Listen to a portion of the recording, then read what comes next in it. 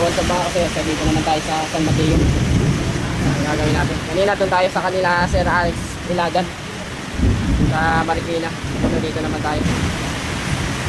Yung ayusin natin. Magbulak si Roba. So bali-baliktad ang takbo nito eh. Oo. Baliktad na yung takbo. May subukan niya natin panda rin. Baliktad yung takbo. Wala pa nga kung ano doon. Chani ka naman yun, no? Wala akong chani na eh. Kasi wala ka ng chani ko nito eh. Okay, subukan natin. Pero kailangan mo? Subukan natin mga katuwa. Patras niya oh. Hindi natin ang play lang. Lakas ng ulan mga katuwa. Hanggang nag-brand out eh. Lakas ng ulan.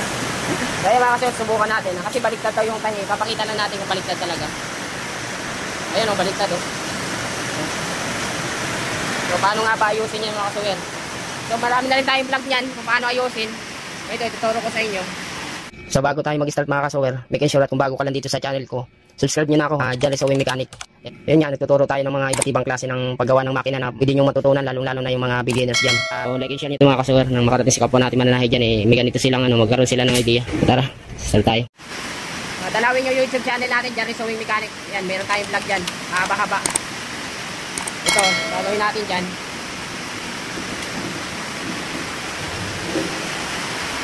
Gagawin natin dyan dito. Check natin to rito. Dito kayo magpapalit.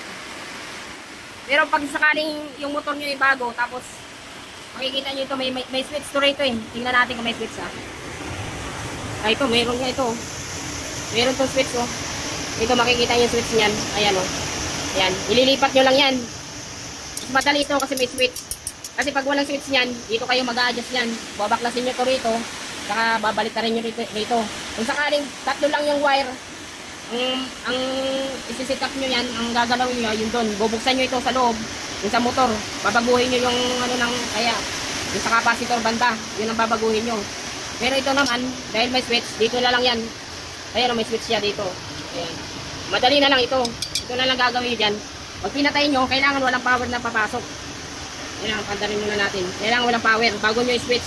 Kasi pag pinandar nyo yan, may power, tapos bigla nyo i-switch, puputok yan. Kailangan mo ng power. So, subukan natin yung switch. Ayan. Okay, papandarin natin ngayon. Ayan, subukan na natin siya ngayon mga kasuwer. Ayan o. Okay. Ayan. Ayan, ganun lang gawin nyo mga kasuwer. Sakaling bumaliktad may switch yung motor nyo, yun na lang, titingnan nyo. Pero pag wala, panoorin nyo na lang yun sa YouTube channel natin dyan, Jan Rizawin Mechanic. Marami kayong matutunan dyan kung paano pag-adjust na walang switch sa motor. Dito tayo nag-switch.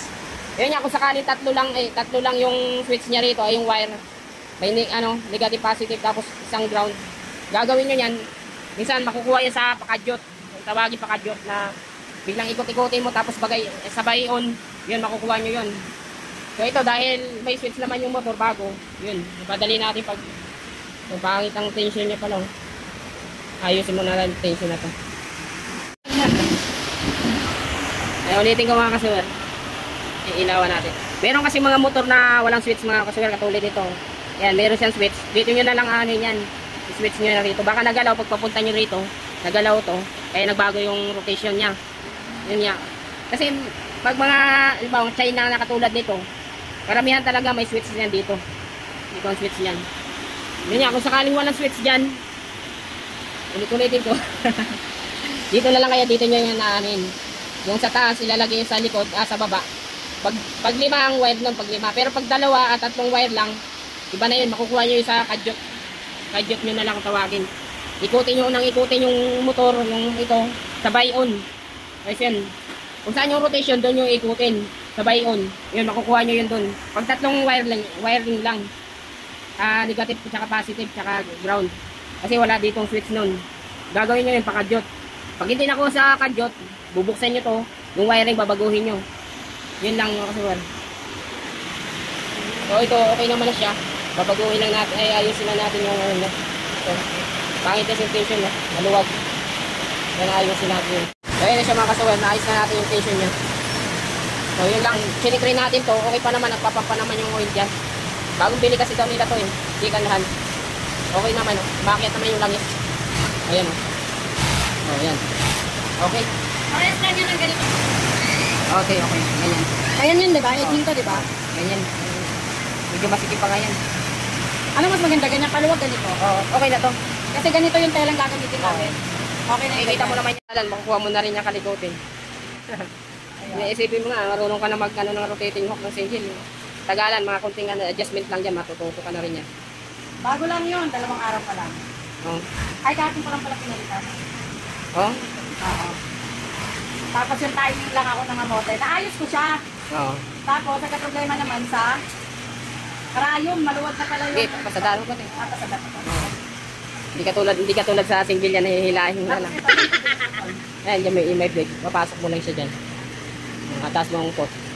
Ha? Yung pot, taas mo. Oo. Hindi, ikotin mo pa siya dyan. Ha? Okay na, no? Ayun, salamat.